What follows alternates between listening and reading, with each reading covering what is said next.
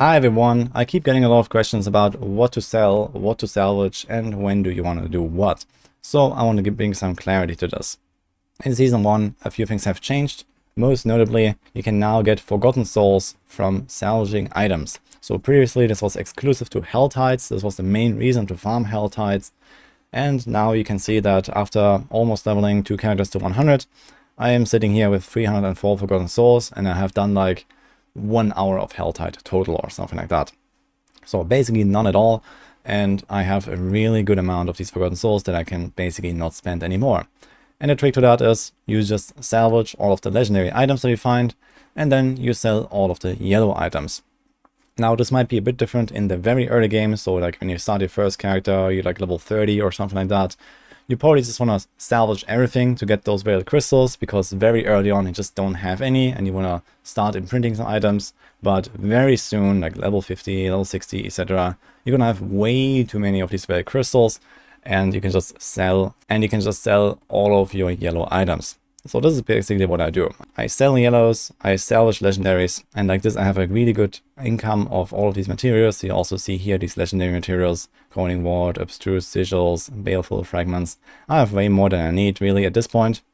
And eventually, if you play a lot, you could actually consider also just selling legendaries to the vendors. Like if you just can't spend these resources, then there's no point. And those legendaries are actually worth quite a bit. They're like roughly twice or so the amount of gold of the yellow item, so you can actually speed up your gold income even more. For unique items, I would still advise to just sell them to the vendor. Some of them can be very valuable, especially those weapons you see here. This is 420k gold for the stuff, and even those armor pieces can be 100k gold and stuff like that. So generally just vendor these uniques if you don't need them. There's also an extra perk from the seasonal blessings, so this is something that I have chosen here. You see this is a plus 40% chance boost to the chance of rare materials from salvage. So I would definitely recommend to get that at least as the third one. So the first one is usually XP, the second one is usually elixirs in my opinion, especially on hardcore, but it's not really required on softcore, I guess. So you can take this one or this one second and then this third. But yeah, this is a very nice extra income of materials here.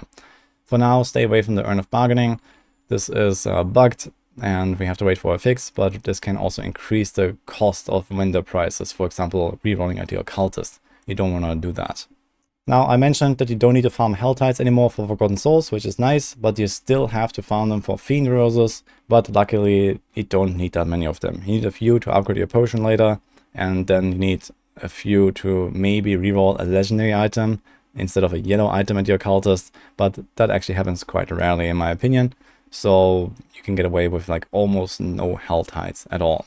And to show you how this works in like real gameplay, the way that I typically do this is I complete a nightmare dungeon like this. I pick up usually all of the yellow items and all of the legendaries, of course, and then you can start marking them as junk. So on the PC client, you can do this with space, and you get this little slash over the item, and then you can go to the vendor and you can sell all of these yellow items at once with one click after marking them as junk.